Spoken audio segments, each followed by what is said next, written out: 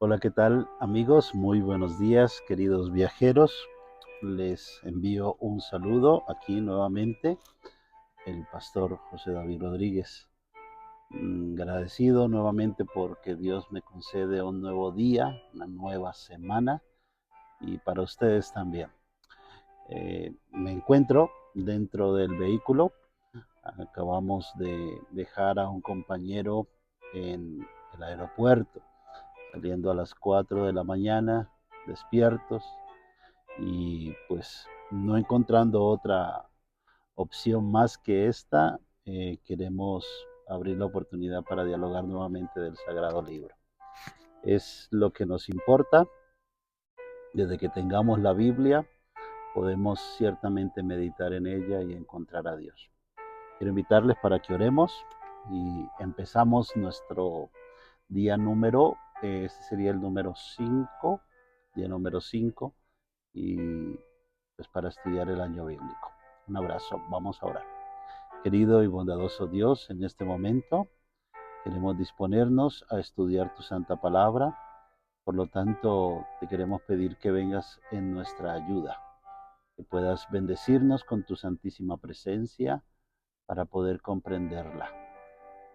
Bendice por favor a las almas que están en el camino del conocimiento cristiano. Cada día podemos aprender un poquito más, y solo a través de ese conocimiento podemos nosotros ser transformados y traídos de vuelta a la santidad, a la inocencia, a la imagen y semejanza con Cristo. Bendice a todos los que nos escuchan en este momento, en donde estén, y guárdalos del mal. Te lo rogamos en el nombre de Jesús. Amén. Día domingo 5, día domingo 5 de enero. Quiero decirles que el sábado, el día de ayer, el 4, no tuve la oportunidad. Realmente fue un día completo en el calendario. Nuestras tareas ministeriales desde muy temprano empezaron y no tuvimos realmente una porción de tiempo para desarrollar el video. No obstante, debemos avanzar. Quiero utilizar el método cronológico del año bíblico, es decir, no voy a tomar libro por libro como está en la escritura, sino vamos a tomar en la línea de tiempo los personajes que participaron allí. Y para ello quisiera mencionarles lo que vamos a hacer el día de hoy, utilizando un versículo de la Biblia, Ezequiel capítulo 14 y el versículo número 14. Ezequiel 14 y el versículo número 14. Dice así el profeta: si estuviesen en medio de la tierra estos tres varones. ¿Cuáles tres varones? Noé, Daniel y ¿qué creen? Y Job. Ellos, por su justicia, librarían únicamente sus propias vidas, dice Jehová el Señor. Sí, cronológicamente quedamos hasta el viernes quedamos en Génesis 6, 7, 9, 10 y 11. Quedamos hasta el capítulo 11. Y de pronto hacemos allí un paréntesis para adentrarnos en otro personaje de aquella misma región y de aquella misma porción de tiempo, en donde bien vale la pena que participemos en el análisis. No en balde aparece un, un personaje bíblico, para entonces muy conocido, llamado Job. Pareciera que el autor del Génesis, de la Torá, Moisés, vio por inspiración divina la necesidad de particularmente escribir todo un libro, 42 capítulos, a ver si no me equivoco, voy a corroborarlo con vosotros aquí y en vivo estudiamos la Biblia, sí, 42 capítulos, 1070 versículos, 1070 versículos para mencionar acerca de una persona, la biografía o la porción de tiempo de una persona que la palabra de Dios vio necesaria incluirla en el canon bíblico a fin de que llegase a nosotros lo que le sucedió a este hombre. Decir también de que pertenece a esa misma línea de tiempo patriarcal, toda vez que si leemos, por ejemplo, en el último capítulo del libro de Job, en el capítulo 42, y podemos leer los últimos versículos, ¿cuánto tiempo vivió Job?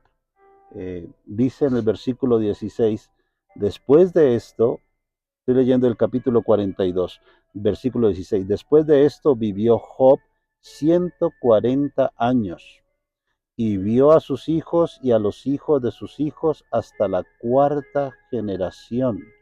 Y murió Job viejo y lleno de días. Así que si empleáramos la longevidad del personaje, tendríamos que ubicarlo en un periodo de tiempo en donde las personas alcanzarían más de 100 años.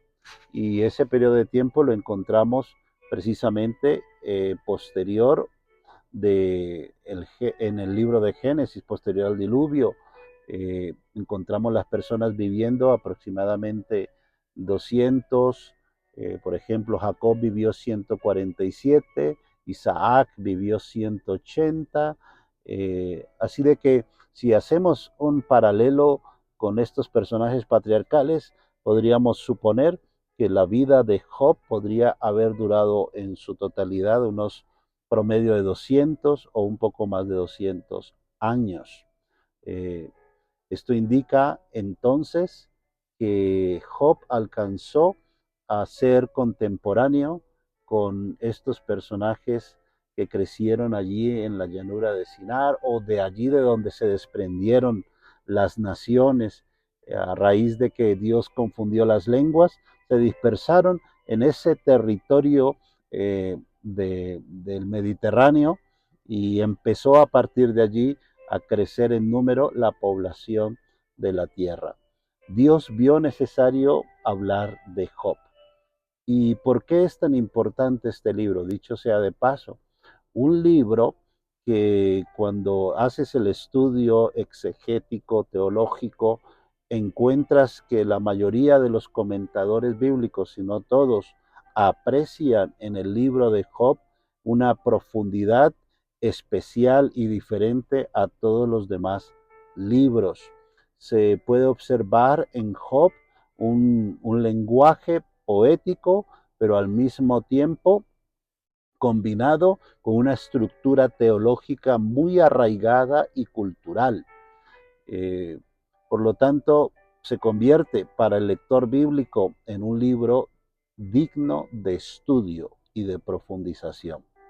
Así que en el mes de enero, en este año bíblico, nosotros vamos a leer el Génesis y el libro de Job. Ya cuando nos encontremos en los últimos 2 días de Génesis, pasaremos al segundo libro, al Éxodo. Y de nuevo les digo, es para seguir la línea de tiempo. Entonces, hablemos un poquito de los primeros capítulos del libro de Job. Primero, decir que la, la manera principal en cómo se introduce al lector bíblico el libro es de la siguiente manera. Hubo en tierra de Uz un varón llamado Job. Era este hombre perfecto, recto, temeroso de Dios y apartado del mal. Mire que la descripción del libro empieza considerando el valor moral, espiritual, el valor de calidad de carácter, de persona que tenía Job. Por lo tanto, lo convierte en una persona distinta y diferente. Y como lo acabo de apreciar, de acuerdo al profeta Ezequiel, lo coloca dentro de los 3 grandes personajes antiguos, Noé, Daniel y Job, como personajes de renombre y de gran reputación por su justicia. Por lo tanto, esa calidad de persona es la que quiere que el lector bíblico tenga en su pensamiento, porque lo que define a una persona antes de posesiones, títulos académicos, antes de pronto la fama, o cualquier otra añadido que tenga esa persona, se valora, el cielo valora principalmente es quién es esa persona ante Dios, quién es esta persona ante Dios. Y esto nos da precisamente una idea a todos los que caminamos en la vida cristiana y que en algunas ocasiones comparamos nuestra existencia en virtud de lo que hemos conseguido, en virtud de la cantidad de dinero que hemos amasado, la fortuna, y estas cosas que al mundo le preocupan. Y a nosotros, en cierta parte, en el análisis nos sentimos mal por no haber conseguido lo que deberíamos haber hecho en 40, 50 o 60 años. Sin embargo, la Biblia nos manifiesta de que una persona no puede medirse así, que nos equivocamos cuando tratamos de medir a las personas en virtud de lo que tienen, sino mejor en quién es esa persona ante Dios. ¿Quién eres ante Dios? ¿Qué Dios puede decir de ti? Si en el cielo mencionasen tu nombre, ¿qué diría el cielo acerca de ti, de tu nombre? Lo segundo, a partir de allí, después de hacer mención a su aspecto espiritual y valor moral, lo siguiente habla del aspecto familiar, los hijos, las hijas que le han nacido, y lo siguiente ahora sí habla del aspecto de posesiones, cómo le ha ido en la vida. Pues tiene este hombre 7,000 ovejas, 3,000 camellos, 500 yuntas de bueyes. O sea, es un hombre con una fortuna, ha logrado ser exitoso, y le ha ido muy bien en la vida. Y por término final, menciona en el versículo 4 cómo es su participación en su comunidad, cuál es la opinión de la comunidad acerca de esta persona y cómo las personas acuden a Job ya en busca de consejo o en busca de ayuda, pues este era un hombre dadivoso, colaboraba y servía en el lugar donde habitaba. Miren, mis queridos amigos, hermanos, el carácter de un hombre cuando se mide espiritualmente, eso irradia, ¿no? Se traduce en su atmósfera, las personas que viven con él, su familia, y posteriormente la comunidad que habita con esta persona. Eh, Ninguna persona puede en realidad vivir una vida espiritual sin que esta comunión con Dios se manifieste y sea vista por las personas que viven con Él, con las personas con quien se relaciona. Y Dios lo ha bendecido mucho a Job. Eh, y aquí precisamente donde hablamos del pacto nuevamente. Ya lo hemos mencionado y les he dicho el año bíblico que vamos a hacer.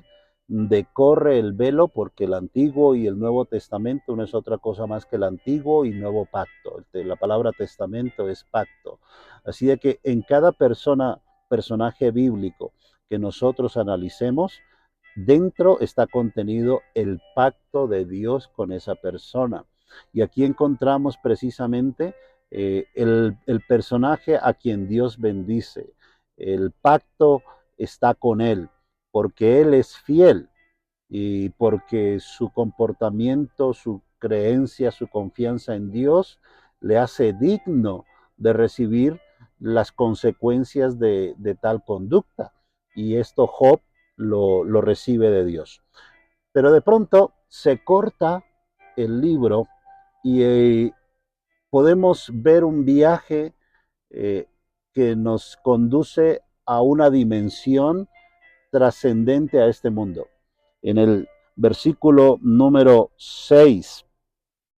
Se presentan allí los hijos de Dios, dice la Escritura, que se presentan delante de Dios, y entre los hijos de Dios se escabulle, se infiltra Satanás, aparece allí. Y hay una conversación allá celestial.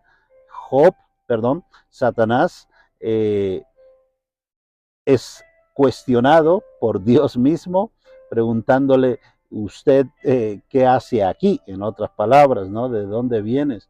¿Qué haces tú aquí? Y Satanás responde eh, con cierta arrogancia, testarudez: yo vengo del mundo que me pertenece. Esa es la expresión cuando dice de rodear la tierra y de andar por ella. En otras palabras, yo soy el representante del planeta Tierra, lo cual genera en el creador de la Tierra eh, una interrogante que lo hace a Job ser el legítimo representante, por decirlo de alguna manera, si se pudiera decir así, el quien debería estar representando la tierra no es usted. Quien lo es, quien es representante mío en la tierra, allá abajo, es un hombre temeroso, apartado del mal, un varón perfecto. Y este es Job, ¿verdad?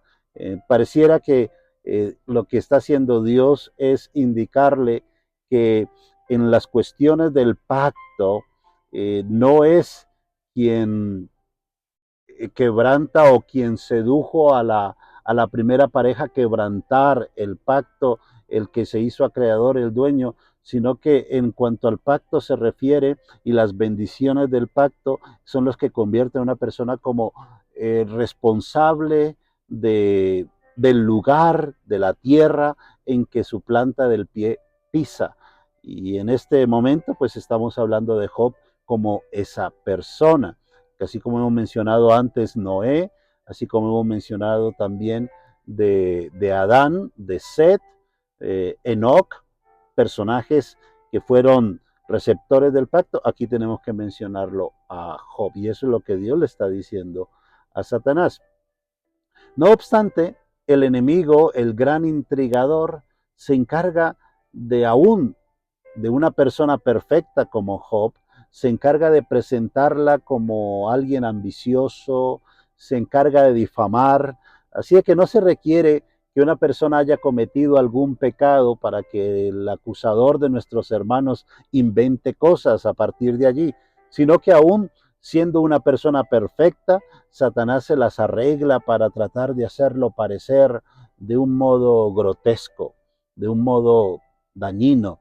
Y aquí hace una acusación directa y justamente toma Satanás el asunto relativo al pacto, ¿no? Le menciona, Job no es fiel a ti porque sí, ¿no? En realidad, Job lo es porque es un hombre interesado, porque es un hombre que le gusta vivir bien, le gusta la comodidad.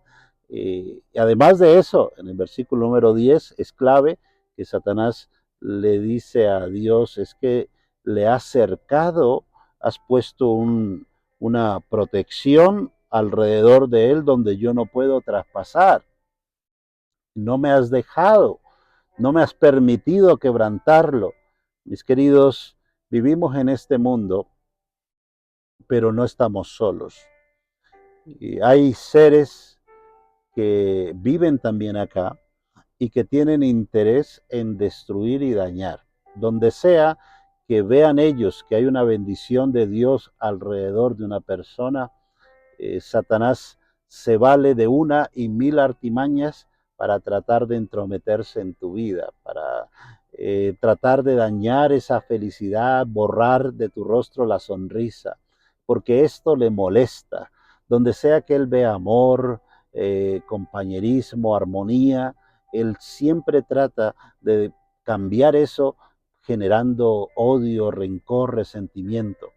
Y y aquí nos encontramos con la familia de Job, Y Satanás acusa a Dios públicamente ante la hueste angélica de que en cuestiones del pacto es obvio que si a mí me dan todo, pues yo voy a tener una buena relación con la persona que me va a dar todo, haciendo parecer que la fe de Job es comprada.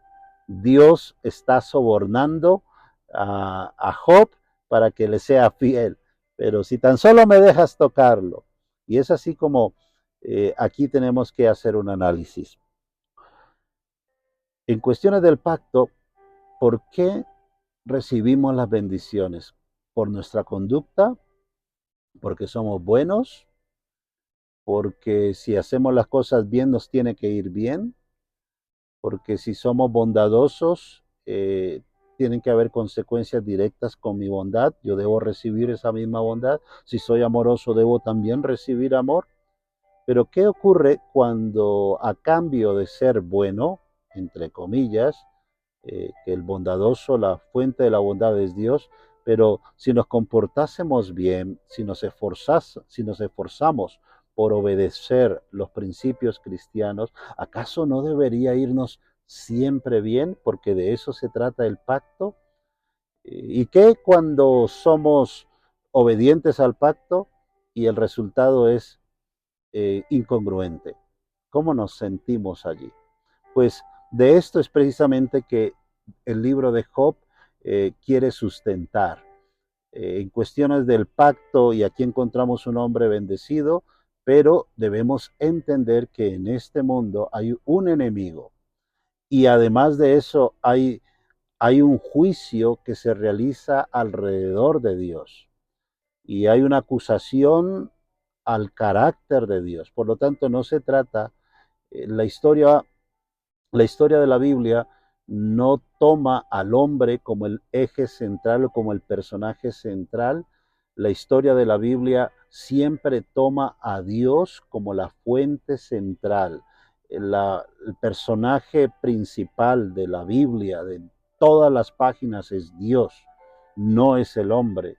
Por más de que los hombres nos sintásemos víctimas, nos sentimos como que no somos comprendidos o que la vida no nos trata con justicia.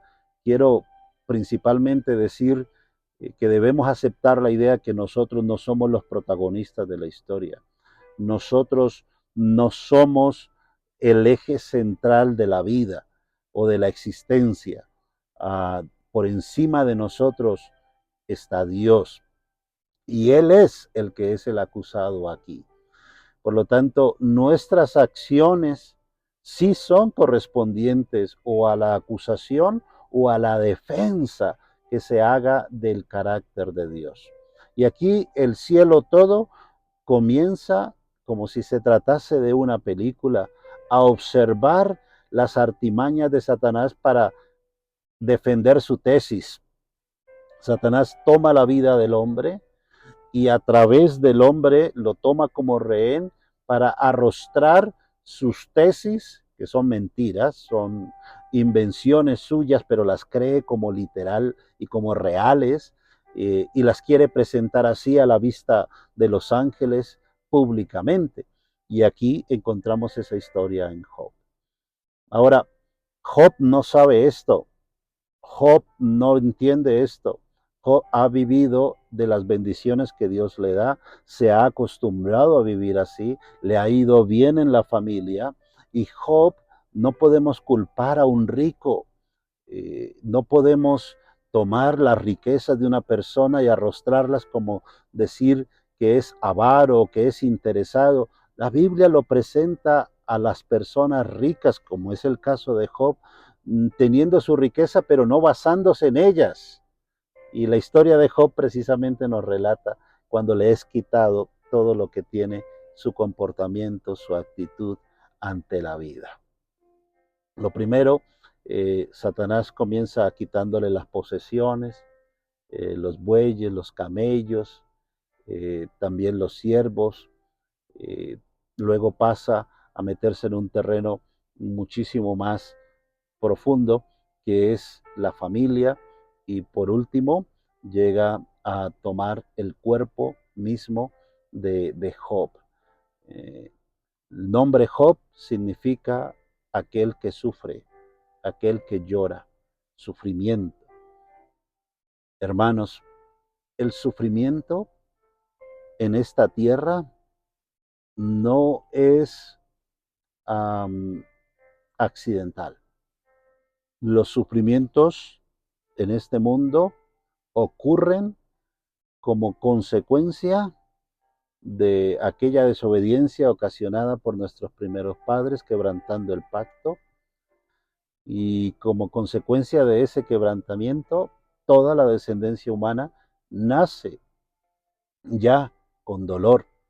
Como consecuencia de esta acción, Dios lo había mencionado: el día que de él comas, morirás.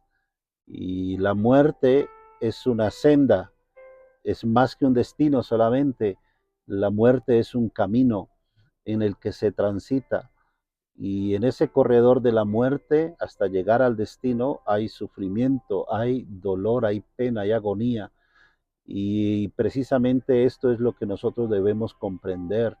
Job todavía no lo había vivido y no entendía muchas cosas, pero ahora le corresponde vivirlo en sus carnes. Una cosa es cuando escuchamos a una persona hablar de sus penas y sus dolores y oímos, ¿verdad? Tratamos de calzarnos en sus zapatos, pero no podemos. Y otra cosa es cuando aquello que esa persona vivió, de pronto yo también la vivo. De pronto ahora el enfermo soy yo. De pronto la persona que tiene cáncer soy yo. De pronto a la persona a quien le ha sido dicho que tiene poco tiempo para despedirse de sus seres de la familia, soy yo. O sea que cuando me convierto yo en la persona que sufre, soy en ese momento Job. Soy el hombre que sufre, la mujer que sufre. Y la conducta que tomo ante estas cosas demarcará el carácter de Dios. Job entiende, y así lo hace saber en el capítulo, eh, después de recibir las malas noticias, dice la escritura, se postra en tierra y adora. Job entiende que la circunstancia de la vida, cualquiera ésta sea, en lo bueno y en lo malo, debemos llevar todo a Dios en adoración, en oración. Job entiende que él no es el merecedor de las bendiciones que posee, que el merecedor es el creador, que es al fin y al cabo el dueño. Job comprende que nada de lo que posee es suyo y por lo tanto lo quiere hacer saber. Y parece que Dios le reveló a Moisés para que lo escribiera tal cual y preciso. Desnudo salí del vientre de mi madre. Así hemos venido todos. Desnudo volveré allá, a la tumba. No me llevo nada, nada me traigo conmigo. Jehová me dio todo, Jehová me lo quitó. Sea el nombre de Jehová bendito. A raíz de estas palabras uno encuentra a un hombre responsable, un hombre que ha alcanzado un criterio, un nivel de, de creencia, de teología, que es consciente de que ninguna cosa que tenemos en realidad es nuestra, que solo somos mayordomos, administradores y que todo es de Dios. Aún en el tiempo de Job, las tristezas, las melancolías de la vida, por eso la música hebrea tiene dosis entre alegría suprema y luego desciende la melodía al dolor también supremo, alegría y dolor. y todo con una composición artística en las canciones hebreas, en los himnos hebreos, se puede apreciar. Por causa del pensamiento teológico, que de Dios viene la alegría, pero también de Dios viene el dolor. Esta segunda sintaxis es la que el libro desarrollará en el transcurso de los capítulos. Y lo veremos a lo largo de los días. Antes de terminar los capítulos que nos corresponden al día de hoy, la esposa, la familia la perdió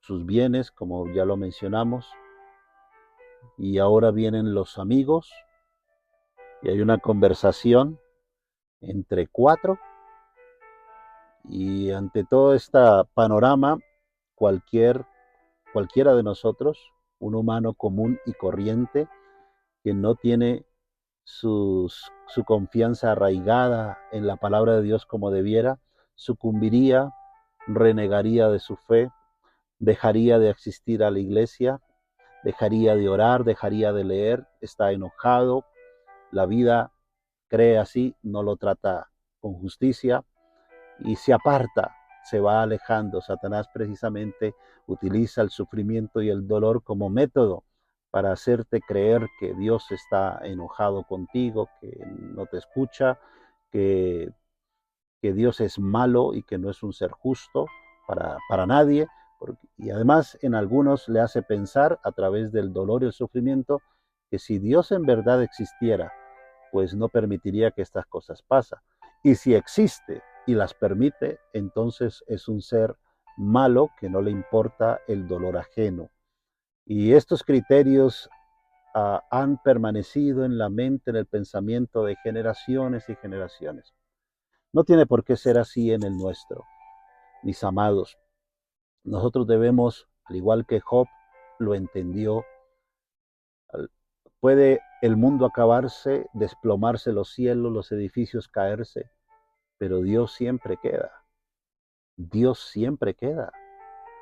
Él no se va. Él queda, Él permanece. Te puede dejar los hijos, la mujer, la familia, los hermanos, tu mamá, tu papá. Te pueden abandonar todo el mundo, pero Dios se queda. Dios está. Si tú estás de pronto pasando por un momento como el de Job, tu familia se destruyó, tu hogar, de pronto estás preso ahora de una enfermedad y tal vez somos los culpables, somos responsables, tú eres responsable de haber llegado ahí, tomaste decisiones que no tendrías que haber tomado y de pronto caminaste por senderos durante muchos años y hubo advertencias en el camino y no escuchaste. Simplemente quisiste experimentar, darte la oportunidad, dijiste. Como resultado de eso, hoy estás allí. Toma el libro de Job. Tómalo. Job te presenta las dos figuras. Cuando se vive bien, es fiel. Pero cuando se vive mal, también es fiel. De modo que Satanás no tendría argumento alguno para acusar a Dios de que tenemos una fe comprada, de que nuestra fe depende de cómo nos va en la vida, de que creemos o no creemos con base en que las cosas salgan bien. Queridos, nosotros somos fieles a Dios porque la mayor bendición que tenemos es recibir la vida, despertar por la mañana, poder recibir esos rayos del sol que cruzan por la ventana, poder ver el rostro de la esposa, sus cabellos, poder acariciar su cuerpo, poder besar a los hijos antes de que se vayan a la escuela, O poder, si de pronto estás solo, salir a la calle y observar un pájaro, ver crecer una planta, escuchar la melodía de un himno o simplemente disfrutar de el viento que te sopla y llegar al trabajo y ver a la gente que también despertó, algunos agitados, pero tú sereno, tú sereno. Cuando caminas por la calle, cuando caminas en el rumbo de la vida y con tu serenidad y tu paz, irradias alegría y tranquilidad a quienes con afán viven. Es posible vivir así. Y esto, por supuesto, Satanás no lo puede entender. Él dice, ¿cómo es posible que vivas así si te estoy atormentando? Si te estoy dañando. ¿Cómo es posible que vivas así? Antes de cerrar, quiero hacer mención a la conversación que alguna vez escuché al presidente electo de Argentina, Javier Milei, eh, donde él menciona haber tenido una entrevista con la mujer sobreviviente del campo de concentración nazi Auschwitz. Para entonces una jovencilla o una niña que pasó por esa experiencia y le cuestionó, le preguntó cómo hicieron ustedes para pasar por ahí, para vivir. Después de eso, ¿cómo ha hecho usted para vivir? ¿Cómo lo hizo estando allá? ¿Y cómo lo hace estando ahora aquí? La mujer, ya vieja, respondió estas palabras que quedan en mí y me acompañarán el resto de la vida y por eso quiero compartirlo con ustedes. Dijo, siendo felices, siendo felices. ¿Cómo? Explique un poco eso. ¿Qué quiere decir? Bueno, cuando nuestros captores nos hacían daño, con odio, con maldad, ellos esperaban ver en nuestra cara la infelicidad. Pero cuando lo que observaban era alegría, ellos como que no sabían cómo interpretar eso y nos trataban con mayor odio, pero nosotros cantábamos y mostrábamos una cara diferente, como alegre. No nos podían arrancar la felicidad y esto los volvía locos a ellos. Y hoy, después de haber pasado por esa experiencia, todavía sigo siendo feliz. Vivo mi vida feliz. Pueden faltarme muchas cosas, pero no las necesito para ser feliz. Queridos, que terminemos esta clase de hoy pensando que no necesitamos cosas para ser felices. No tienes que ir por allí en la vida creyendo que te falta algo para entonces sonreír o disfrutar la vida como se debe. Con lo que tienes, con eso poco o mucho, sé feliz. De hecho, la felicidad no estriba ahí. La felicidad tú la eliges y la felicidad es una consecuencia de que has encontrado la paz y esa paz la encuentras en Dios. Así que te invito para que tomes cuidado de tu vida, la vivas con calidad, disfrútala, ve caminando por allí, sonriendo, levanta tu mirada, tus ojos sean francos y a quien llora y sufre, aunque por dentro tú también lo estés, encontrarás consuelo al consolar, encontrarás sanidad sanando.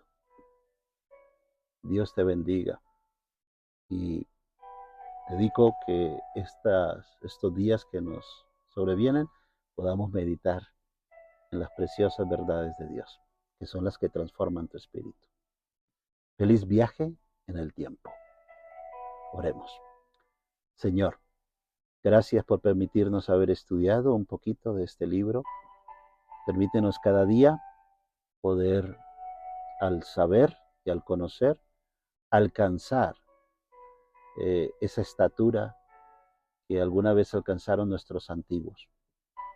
Permítenos tener la cualidad de confiar en ti y no dejarnos seducir por las cuestiones necias de la vida. Que Dios guarde a quienes han escuchado este mensaje en Cristo. Amén. Un abrazo. Nos vemos mañana, viajeros. Chao, chao.